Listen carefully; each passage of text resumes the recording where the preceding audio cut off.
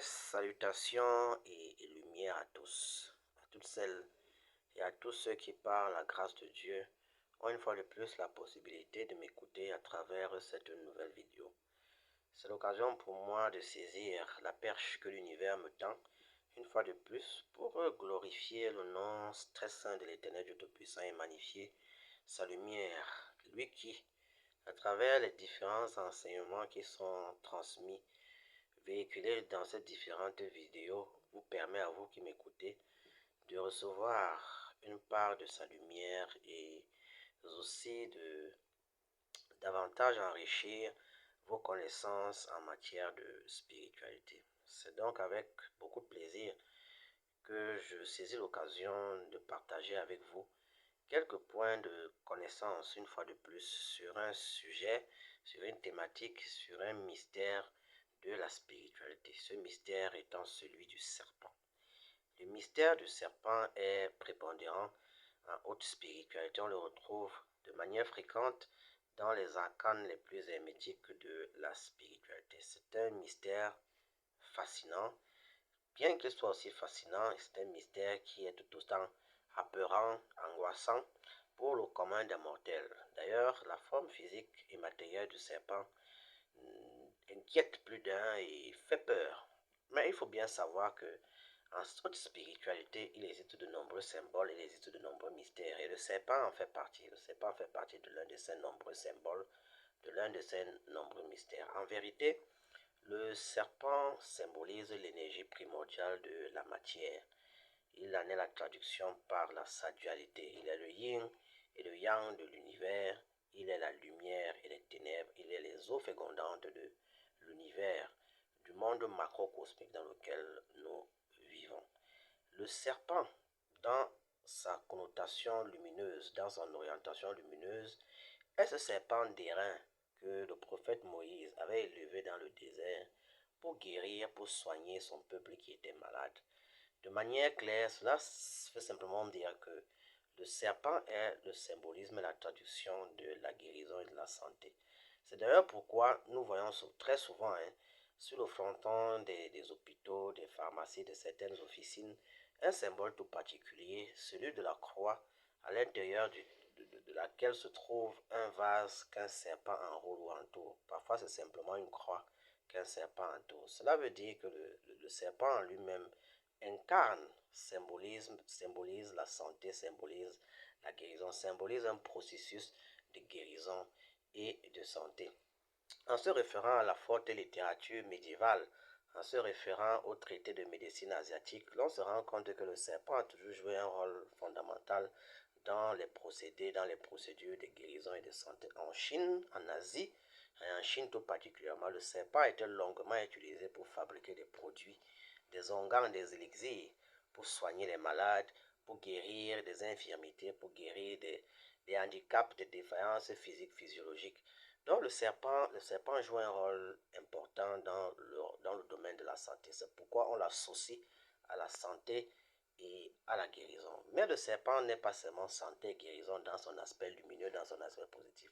Le serpent incarne aussi la sagesse. C'est pourquoi le Christ lui-même, en s'adressant à ses disciples, leur a dit, quand on se réfère aux enseignements, aux écrits religieux, aux écrits dits saints, il a dit à ses disciples, soyez sages comme des serpents. Ce n'était pas anodin, ça veut dire que le serpent symbolise également la sagesse.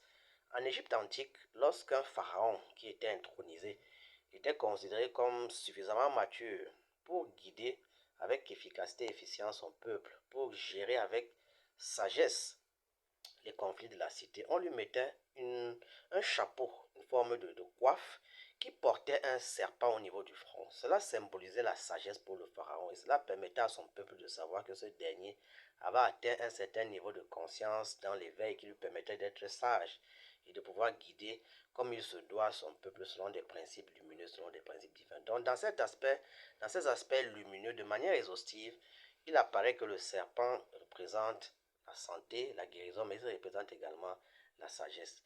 Mais étant dans un domaine de dualité, le serpent ne représente pas que la lumière. Comme nous vivons dans un monde purement matériel, le serpent est utilisé de manière fréquente dans son aspect négatif. Dans cet aspect négatif, dans cet aspect des ténèbres, le serpent représente les forces les plus fatales du bas astral, les forces les plus négatives du monde subliminaire. Ces forces sont utilisées très généralement pour vampiriser les êtres, pour sucer leur énergie, pour voler leur force vitale. Et c'est un symbolisme qui est très prisé par les mages noirs, par les sorciers.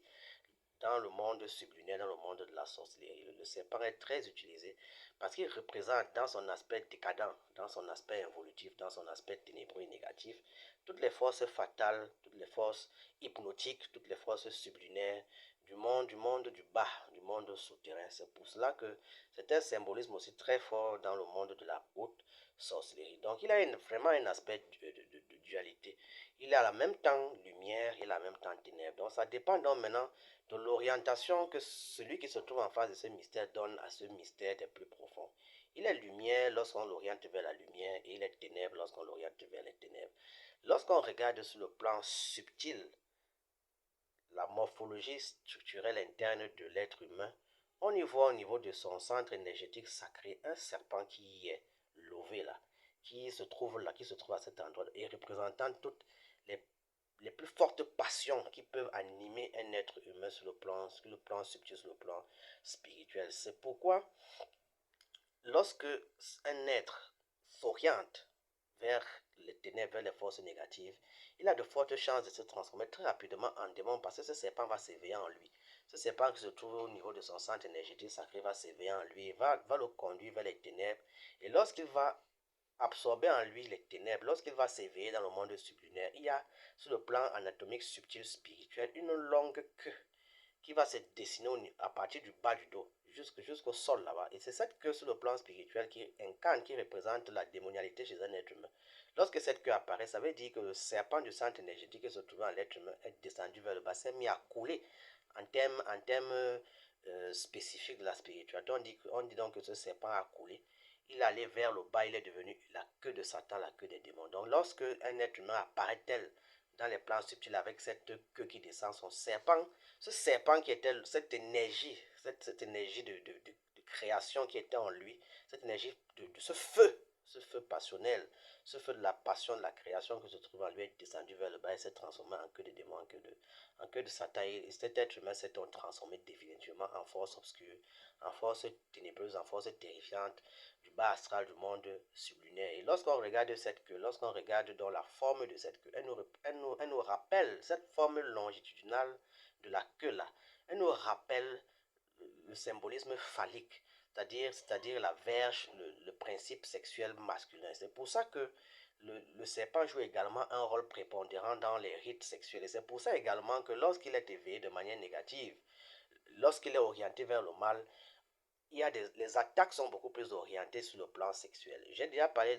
dans plusieurs de mes vidéos de toutes les attaques liées à la sexualité. Mais il faut comprendre également que dans les rêves, la plupart des êtres humains qui vivent des attaques dans les rêves, ils voient toujours le serpent. C'est parce que le serpent joue également un rôle crucial dans tout ce qui concerne la sexualité. Son positionnement sur le plan subtil dans l'anatomie interne, structurelle et spirituelle de l'être, c'est au niveau du centre énergétique sacré. Et c'est ce centre énergétique sacré qui gère la sexualité, l'énergie vitale, l'énergie de vie, l'énergie de création de l'être humain. C'est pour ça que les attaques les plus fréquentes sur sur le plan spirituel sont des attaques sexuelles. Et c'est lorsque le serpent est orienté de manière négative que l'on commence à vivre ces attaques. Donc, le mystère du serpent n'est pas un mystère ouvert au premier venu, au vulgum pocus. C'est un mystère très profond que seuls ceux qui ont atteint un certain niveau de maturité spirituelle peuvent manipuler, peuvent comprendre, peuvent percer la profondeur et la quintessence. Donc, il est bon véritablement d'avoir une assise spirituelle lorsqu'on va entrer dans les mystères aussi profonds, aussi complexes que ceux du serpent.